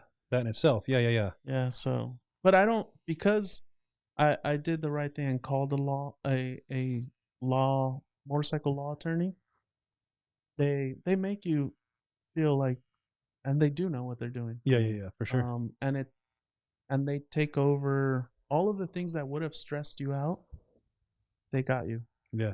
Whether it's these guys, which are great, the guys I chose, there's a couple more. Yeah. They know what's going on. So when we say call these guys, it's because they really do know the entire process. Yeah. There's still people that are out there. Like I've seen posts, where they're just like, "Fuck, I went down." Like, and I tell them like right away, I'm like, "Dude, call these guys." Yeah, I was like, I'm telling you, like, even if you think it's your fault or whatever, call them, and they can. If there's any help to be given, they'll find it. Yeah. And they'll do it, and they'll just like, I'll check it out, and people get taken care of. Yeah. It is important. I mean, it's part of the game. It's the same with like, I mean, it's unfortunate. Here in California, it's fucking rough to ride motorcycles. We're all used to it, and this is all we know. But you bring people here from like South Dakota and shit, and then you take them on a ride with us. Dude, they panic. Oh my God. I talked to my boys. Panic. Yeah, I talked to my boys from J&L. And there used to be a guy they knew at San Diego Harley Davidson, and they said they flew out a few years ago and went riding with him. They had never experienced lane splitting and stuff before. None of this shit. You know what I mean? And it's all we know. Like for us, it's like it sucks after you're doing it for 60 fucking miles straight. Yeah. But then the first 20 miles or so, it's kind of fun. You know what I mean? You're playing Frogger. But to them, it's unreal. Oh yeah, it's not. You're not supposed to be doing this. This is not how you ride. But us here, I actually think it's safer. Oh, it's definitely safer. Traffic, I would never sit in traffic. I don't even when I'm cross country riding and stuff. I don't give a fuck. I lane split every state. Yeah. You want to stop me, pull me over. That's fine. Give me a ticket. But it's way safer for me. I'm not sitting in the fucking line of traffic. Right. And when I do it in these other I'm not doing it like an asshole. I'm doing it a slow speed or whatever. I'm trying to just go a little faster than the speed of traffic kind of deal. Like I'm not trying to blow by people. Right. You know what I mean? Because there's even like when you get in construction zones. I mean, I've had time in California where I'm just in the fucking shoulder going past all the fucking cars. And again, I'm going to do it. I'm not trying to bring attention to myself or fucking pit because cars get weird. Yeah. People in cars get so mad at motorcycles. Out of state. Oh yeah, it's the craziest shit I've ever seen. It's like you're punching their baby. Yeah. It's like, what is it? How you're punching their baby. Punching their three babies. When they see you splitting lanes. Yeah. Unfortunately, now that I've been traveling more and some states are allowing you to at least filter, which makes a fucking world of a difference. But man, it just being like, I went to Colorado for Four Corners. Yep. And a lot of the riders still didn't know that filtering was allowed, and I was just filtering. Yeah. But even that alone, I feel like puts you in a safer position because you're not gonna get rear-ended. What exactly is filtering? It's basically slow speed lanes at splitting under 15 mile an hour. Yeah. So basically, at stoplights and if there's like 100 cars at a red light, you can cut to the front. Yeah. Gotcha. Okay. Or if they're barely moving, within 15 miles an hour is what that's what it used to be says. here. Yeah. Before they made it like an official law to be able to do that. Yeah, it's definitely safer. You need to get past all the vehicles, but also like why do people get so mad? What are we affecting? How is us passing them in a lane splitting scenario or a filtering scenario affecting their fucking day? Dude, they take it so personally, especially in states that don't allow it at all. Yeah. It's literally the attitude you get is like you just stole something from them. It's crazy. It's crazy. Like, dude, I'm going to save 10 minutes over you. Why are you so mad? You're in this traffic regardless. You can't get out of this traffic. If I can, because I choose to ride this dangerous 2-wheeled fucking monstrosity, shouldn't I, you know, don't make my day any unsafer than it already is. You know, like that's what I never, seeing some of these videos where you see fucking cars trying to come over on people. I mean, I've known people that's happened to. Their attitude is like you're robbing them. Yeah. It's weird. It's like just yesterday we went up to the promenade to meet up with my mom yesterday. And I had the family in the car. What the fuck is a promenade? It's like their mall in Temecula. Whose mall? Temecula. Oh, I didn't even know they had a mall. Yeah. And they, I had the whole family. We were coming up to 15, and then I don't even know where it would be. I guess like right around Fallbrook. Okay. We were in the fast lane, and we were probably cruising like 75, 80, you know, with the flow of traffic. And then I just see this car just blasting up on in the slower lanes or whatever, just flying. 100 plus easy. I saw him just weaving, and I was just like, oh, but the way that it was weaving, it was kind of overcorrecting. So the car does that little sketchy lean, when he's overcorrecting. And I was like, ooh. And at that speed? Oh, God. Well, there was a semi truck that just got on off like from like the Rainbow on ramp or whatever. And he was going fast, and then the truck was in the lane. He swung over and barely missed the truck. Jesus. Got out of the way and went around this other car. And then he was on his way, and all of a sudden he just hammered the brakes. And there was this other car. It was this girl driving this car. And mind you, this guy came out of nowhere. So this girl's kind of been pacing with us. Like I said, we're going with the flow of traffic. Yeah. He just hammers the brakes. And I was like, oh, shit. I was like, watch this. And then he starts like, he threw his hands out there, and he's flipping his chick off. And he's like, flipping her off. Yeah. And I'm like, what just happened? And we're trying to figure out that car came out of nowhere. Yeah. I was like, this car, I don't know what's going on. Brake checked her, like just started slowing down like real hard. And I was just like, dude, keep your eye on this. And then he was just sitting there for like a couple of seconds, flipping him off. And then he just jams and takes off again and just swinging around everybody. And I was like, oh, that guy's going to be a problem somewhere. Because now it's starting to get a little congested. Yeah. You know, just north of Fallbrook. And I was just like, there's too much traffic for this guy. And as he's too pissed off, I don't know what his problem is. He's going to drive the fucking shoulder watch. And, well, he didn't make it that far because maybe like a mile up the road, a cop pulled him over. Oh, God. And I was just like, bro, that was deserved. I don't root for him too often, but I was like, bro, I was like, I'm trying to think, and I'm looking, and it was just like this little girl just driving this car. And I'm just like, what the fuck is the matter with you, dude? Like, it's weird. And we talked about this with Austin. It's like those things that, you know, that stoic mindset or whatever. Like these times where like, I was just driving the other day, and it was yesterday, I think. And there was this guy, and we're like in a 55-mile-an-hour road, you know, and he's going 35. And, you know, and I'm just like, he's kind of all over the place. It's the middle of the day. And I'm like, is this guy drunk? Yeah, probably. You know, what's going on here? It turned out he's just a young kid, but or on his phone. Maybe, totally, you know, but distracted. I was like trying not to get mad.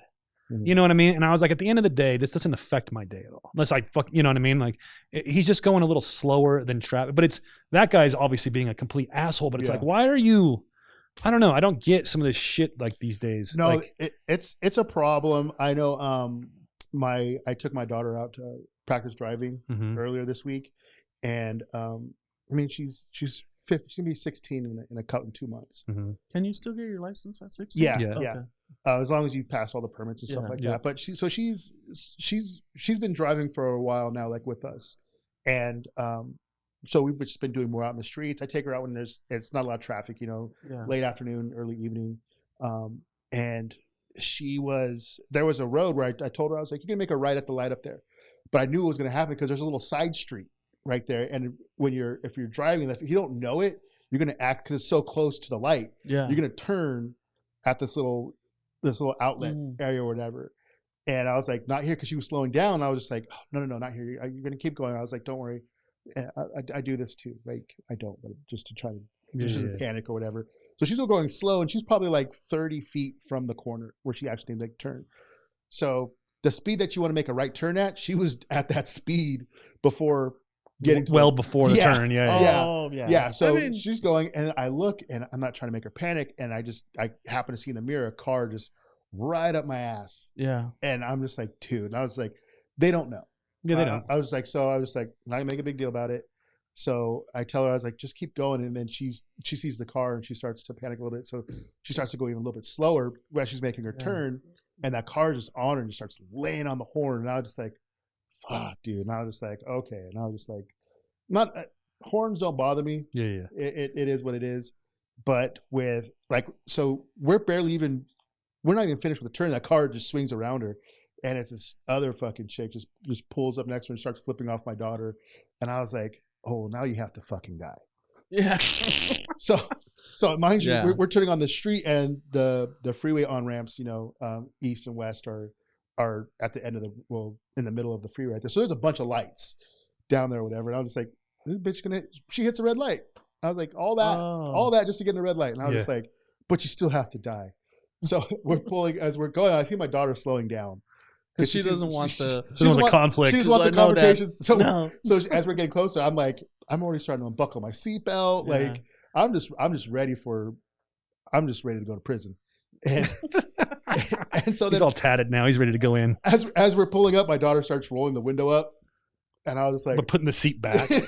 she's rolling the window up, and then she's not pulling up to the light. She's like waiting. She timed it to the light turned green, and that girl just took off because I leaned over. I was looking at her. She felt it. Yeah, she knew what was going to happen. I will be like on the other side of that. And the other day we were driving, me and the wife, and there was a student driver in front of us, and I honked at him. Oh God, just to be a dick, and she was like, "Come on, it's a student driver." I was like, "He's got to learn how to deal with a honk too." Yeah, you gotta learn the pressure. You gotta learn to fucking deal with the pressure too. I remember when I was a student driver. California, bro. I started driving cars when I was like. But I wouldn't have flipped them off. No, yeah, that's out of hand. Yeah, I started driving when I was probably like 12 years old because I also grew up in a smaller town, so it was a little bit more. A bunch of hillbillies. Yeah, a bunch of hillbillies. So, but like when I did the driver's ed or whatever, I had to do with the teacher and whatever, and he saw that I knew how to drive, and he was an old like FBI driving instructor, so he taught me how to like take turns real fast and shit like that, but I'd never been on the freeway. And he's like, all right, now we're going to go on the freeway. And I go on the freeway and I merge on the freeway like 30 miles an hour. He's like, yeah, you need to go a little faster than this. But, and I got to teach my son how to drive before he left to the military, and he, it's all, everybody's brain works different. Yeah. That's the hardest part, I think, about ever trying to teach people things is I don't remember learning how to ride a bike. I don't remember learning to drive, except like those little fun stories, you know what I mean? But I don't remember learning things I don't remember learning how to play catch to teach somebody how to do it. Right. You know what I mean? So with my son and we've had a very conflictual, if that's the right word, relationship since he was small. And we were trying to get over that before he left to the military. And, so I got the opportunity to teach him how to drive, which I was very thankful for and was really fun. You know what I mean? Yeah. But I had to think about the way his brain works and the way he reacts to things for me to teach him properly. Yeah. You know what I mean? And I mean, it taught me a lot of things teaching him. That's a big lesson. Yeah. Huge. I actually just had that conversation with my dad. I'm like, I appreciate everything you did, but sometimes you got to understand our perspective too. Yeah. Yep. And in your case, you have to understand where's his brain at? Exactly. So if not, it's just going to be a fighting match. 100, because he's super analytical, very smart kid, extremely smart. Oh, he tested out of high school when he was 16 years old. Yeah. He's in the Air Force now. He's fucking crushing it. Couldn't be more proud of that kid. But so before we had a period of time where he didn't talk to me in his teenage years. Yeah. But before that happened, I was already teaching him how to drive. So I let him jump in the Sprinter van and we'd go to construction sites and he'd just drive around. You know what I mean? And, it was just, and, you're 16-year-old, the very first vehicle you basically drove was a giant Sprinter van. You know what I mean? You can drive that, you can drive anything. Yeah. Gonna be cake after that. Yeah. Yeah. But so I meet up with him. His mom texted me and was like, hey, can you take him to get to his driver's test? I don't have time to take him. And I was like, well, has he been driving? She's like, oh, not as much as he should be. And I was like, well, how about I come up there and see how he's doing first before I commit to taking him? And then him just going failing and just, that kind of will bring his spirit down. Let's avoid the bad experience. Exactly. Yeah. And he's a sensitive soul, so I don't want that negativity. You know what I mean? Right. And so I go and I talk to him. I was like, have you been driving? He's all, no. I was like, okay, that's the real answer. Yeah. And so I said, well, we're going to start at your house. We're going to start just going on the block. Yeah. And then we're going to go bigger. We're going to go bigger, and we're going to go bigger. And that's how we started that day. We were in the car for like 2 hours. For me, my alternative motive was, this kid hasn't talked to me in like a fucking year and a half. Yeah. You're stuck in the car with me now. You have to talk. You know what I mean? Right. So I was like super excited about that part because, of course I wanted to try to reconnect with my boy. You know what I mean? But yeah, we just started like that. And, next thing you know, he was in Hesperia at that time. So we're out in the back, driving like all over the fucking place, but just all these little things that I had to teach him, like, the going across like of a major road and have those big ass dips and shit. Mm-hmm. And he's doing like 45 and it's like, yeah, like, that's okay. But yeah, you should slow down, like all these little fun things that, that's the best way to do it, because Halo is just like you said, she's a sensitive mind. So she panics right away. As soon as something's not going right, she panics or whatever. So I know yelling at her and causing anything stressful is just going to make the situation totally worse. Terrible. And my not that I was a sensitive person, but my dad, when he taught me how to drive, it was like an 83 Toyota pickup stick shift. Yeah, because he was drunk and needed a ride home. That's how I learned. Like, let's be honest, though. A lot of us did. Yeah. I mean, I didn't, but I know other people that did, like. That's the reason I first drove on the freeway. Yeah.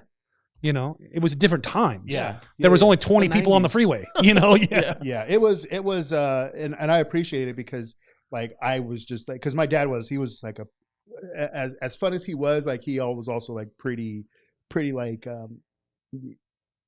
he was raised in that old school way too. You know what I mean? So he'll let you have it. So I'm just like, oh fuck, like I kept stalling it. Like it took me forever just to get it into first gear and go. Do you think you could drive a stick shift today? Well, I just drove one a couple weeks ago, like a month ago. Where? Oh yeah. I test drove. I feel like you don't forget that.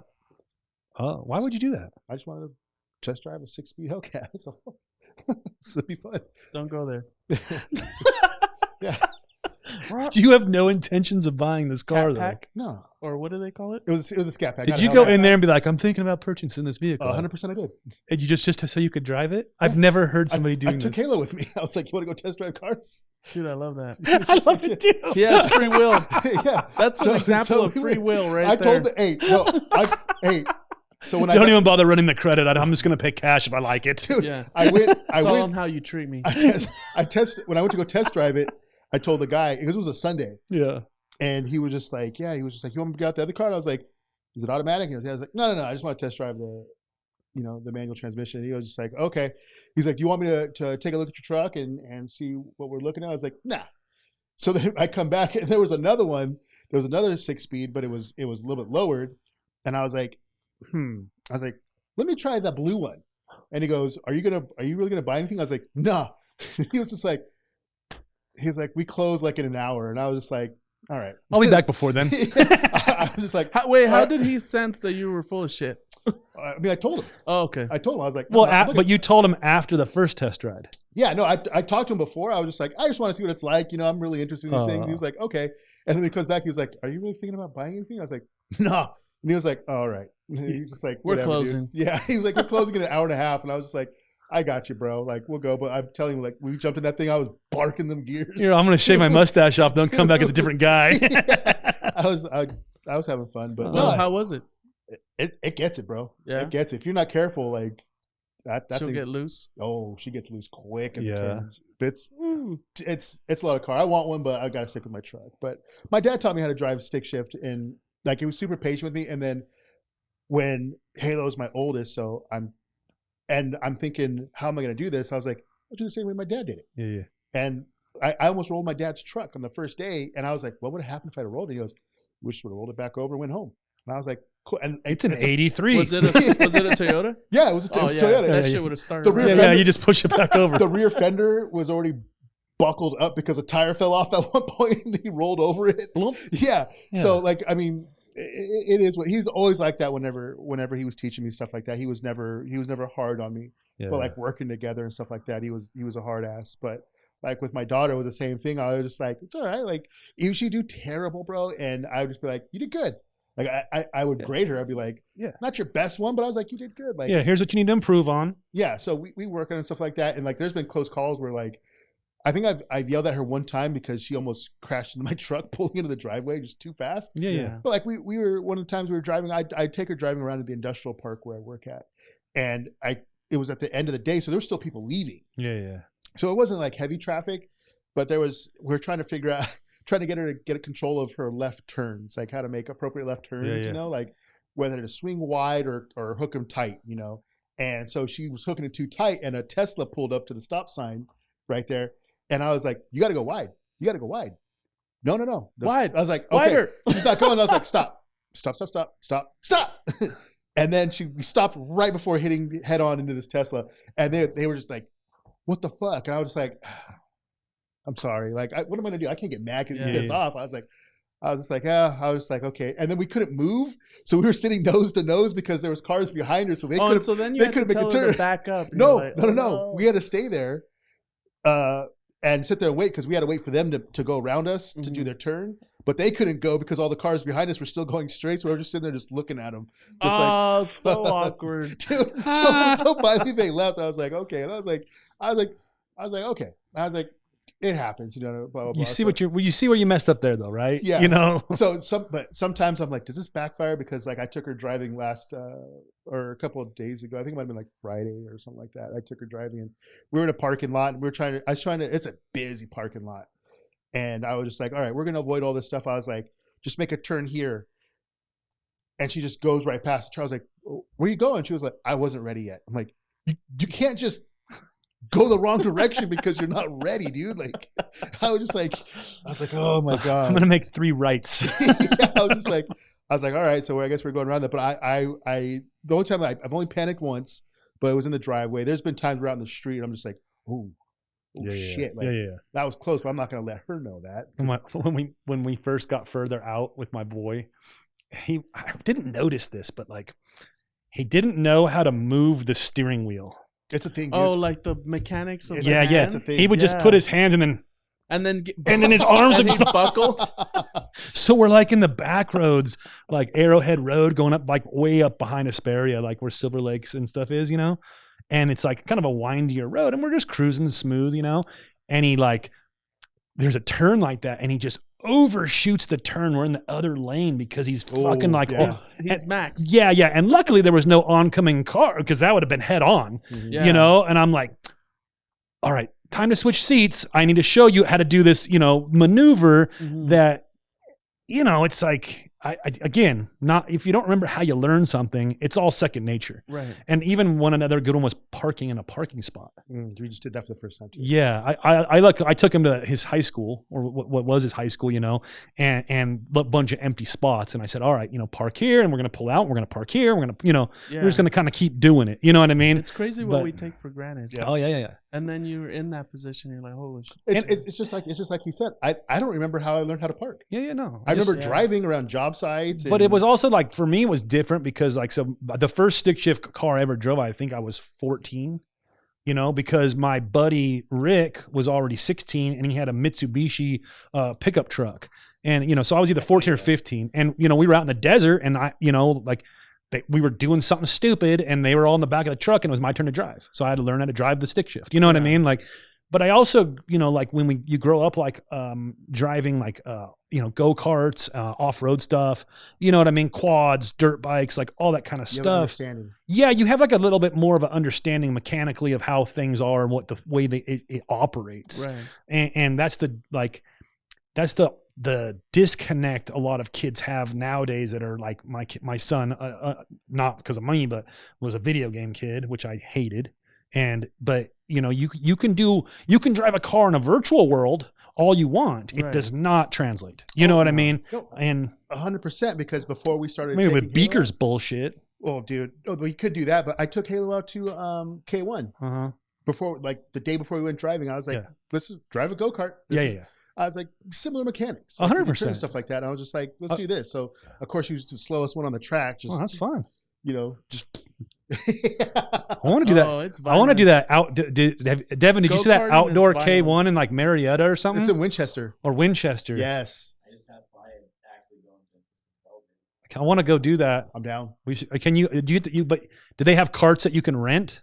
I know you can bring your own carts there. Yeah. Oh, okay. We should I don't go do know, that. but it'd be funny if if there wasn't. No, it has. I saw a commercial for it. Okay. I want to go do Otherwise, that. it's just a track. It's K1 track. Yeah. But they have because people have their own shifter carts. Yeah. That's like the Adams Raceway. Yeah. Okay. The one in San Diego, we went for my birthday this last year, and Thanks for the invite. I believe you were invited. I believe him. Yeah. You just never want to come down. Yeah. Anyways, we were out there, and I kept wrecking Tim. I mean, I would just as soon as every chance I got, I put that boy in a wall fucking hard, bro. Like in the middle turn, he's hauling ass. I'll just go over there, and pit maneuver, fucking get his ass. But then they were watching me, so I'd act like, "Oh man, I'm so sorry." Like I try to make it look like I was able to do it, so it looked like an accident. Where I knew I would position myself where I knew, like in a turn, he's going in tight, but then he swings out. I know he's going to do that, so he swings out and boom, clip him, spin him into the wall. I'm like, oh man, I'm like looking around like, oh, they think I did that on accident. Like, so I made it look like an accident every time. They never sweated me, dude. Like, I've only done it one time. That shit's pretty fun. You've only spun someone out one time? I've only done the K1 once. Oh, what? I've spun a couple people out during that time. So my arms get so burnt out. Oh, dude, it's crazy. Yeah. The G-forces. Yes, karting, you're like, ah. Yeah, it's a workout for sure. Especially when you're thick boys like us. Yeah. You feel the weight on the turns. Oh, he goes to the gym now, so he's not. He's trying to get out of the thick boy gang. I'm different. I'm different. I'm built different. I did 14 curls yesterday. Bro, I had a protein bar for breakfast. Yeah. We're gonna have pizza for lunch though. Shit.